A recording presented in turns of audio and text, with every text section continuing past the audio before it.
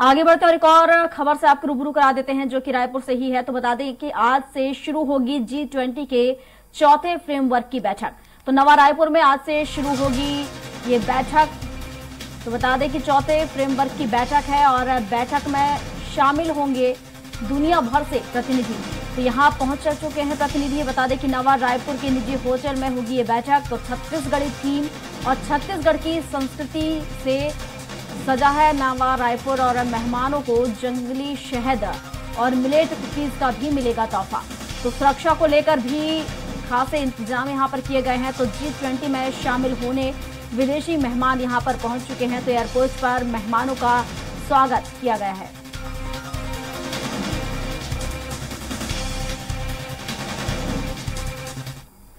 और एक बार फिर स्वाति कौशिक हमारे साथ लाइव जुड़ चुके हैं रायपुर से। तो स्वाति का ही रुख कर लेते हैं। स्वाति, G20 की जो यहाँ पर देखा जाए G20 को लेकर जो फ्रेमवर्क की बैठक यहाँ पर होनी है, तो देखा जाए दुनिया भर के जो डेलीगेट्स हैं यहाँ पर पहुंच चुके। कहाँ के देशों के यहाँ पर डेलीगेट्स पहुंचे हैं?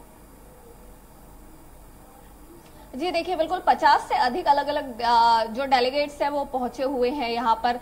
तमाम तरीके की जो तैयारियां हैं वो हो चुकी हैं। आर्थिक विषयों पर यहाँ पर चर्चा होनी है और छत्तीसगढ़ की राजधानी रायपुर के नवा रायपुर में ये जो पूरी तैयारियां हैं जो की जा चुकी हैं। आज से लगभग 9:30 बजे से बैठकों का दौर जो है यहाँ पर शुरू होगा और देर शाम तक ये बैठकें चलेगी। तो आर्थिक विषयों पर जो है वो देशों की अपनी अपनी चर्चाएं हैं वो रहेंगी।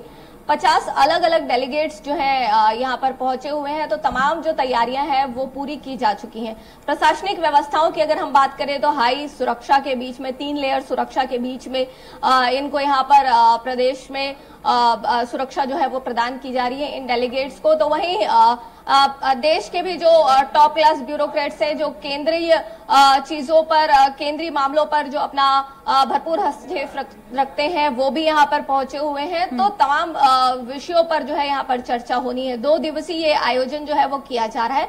आज और कल नवा रायपुर स्थित निजी होटल में ये सारे आयोजन जो है वो किए जा रहे हैं। तो वहीं पर छत्तीसगढ़ की एक झलक जो है जहां पर ये बैठकें होनी है और जहां पर ये डेलीगेट्स जो हैं वो रुक रहे हैं, तो वहां पर उनको छोटे पैमाने पर छत्तीसगढ़ क्या है, कैसा है और क्यों अलग है बाकी प्रदेशों से, उसको दिखाने की कोशिश जो है वो की जा रही है। यहाँ की संस्कृति, यहाँ का जो पूरा माहौल है, यहाँ की जो सभ्यता है, उसको लोगों से रूबरू कराने की कोशिश जो है वहां पर की जा रही है।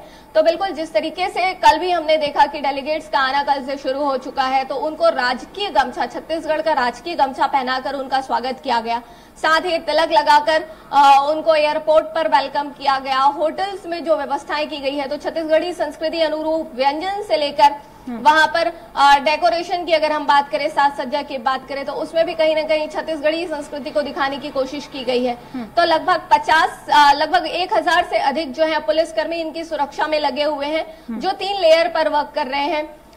कुछ जो सुरक्षा कर्मियों की हम बात करें, पुलिस कर्मियों की बात करें, तो वो उनको ऐसा ट्रेन भी किया गया है, उनका प्रशिक्षण भी चला है जो सामान्य जनसामान्य की भाषा में जो बातचीत हो रही है उसको भी बता सके और जो कुछ कल्चर से भी उनको इंट्रोड्यूस करा सके। तो पुलिस की जो सुरक्षा टीम है उसकी अपनी ट्रेनिंग के बाद फिर उनको यहाँ पर जो है वो ड्यूटी दी गई है। तो तमाम तरह की सुरक्षाओं के बीच आज प्रदेश में G20 के आर्थिक विषयों पर चर्चा जो है वो शुरू होगी। जी हाँ, बिल्कुल। देखिए स्वातिक, जैसा कि आपने भी कहा, छत्तीसगढ़ी थीम और खान पान, ये व्यंजन की बात करें, यहाँ पर कहीं ना कहीं डेलीगेट्स के सामने परोसा जाएगा और एक अच्छा मौका होगा ये छत्तीसगढ़ को दुनिया भर में प्रेजेंट करने का, क्योंकि इसके जरिए दुनिया भर में कहीं ना कहीं छत्तीसगढ़ की जो छवि है वो दिखाई जाएगी। तो अगर हम भविष्य की बात करें तो कितना महत्वपूर्ण होगा ये भविष्य में छत्तीसगढ़ के लिए?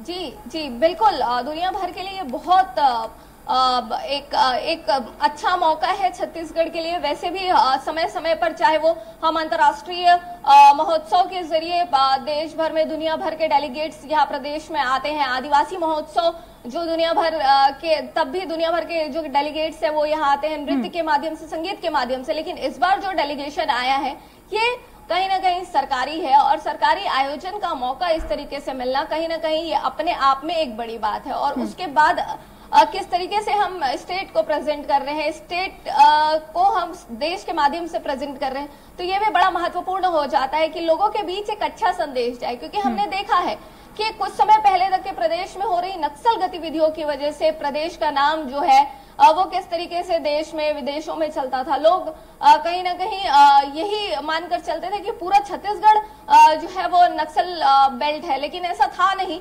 तो उसको अब पॉजिटिवली रिकवर करने का एक अच्छा मौका है कि हम अपनी छवि किस हिसाब से बदल रहे हैं और अपनी संस्कृति से, छत्तीसगढ़ की संस्कृति से, छत्तीसगढ़ के खान पान से लोगों को रूबरू कराने का भी ये अच्छा मौका है। जी बिल्कुल स्वाति, काफी अहम है और ये बैठक, क्योंकि आने वाले समय में देखा जाए तो कहीं ना कहीं जिस तरीके से यहाँ पर छत्तीसगढ़ की थीम, व्यंजन, हर चीज से यहाँ पर रूबरू उन्हें कराया जाएगा तो काफी महत्वपूर्ण है। शुक्रिया आपका तमाम जानकारियों के लिए।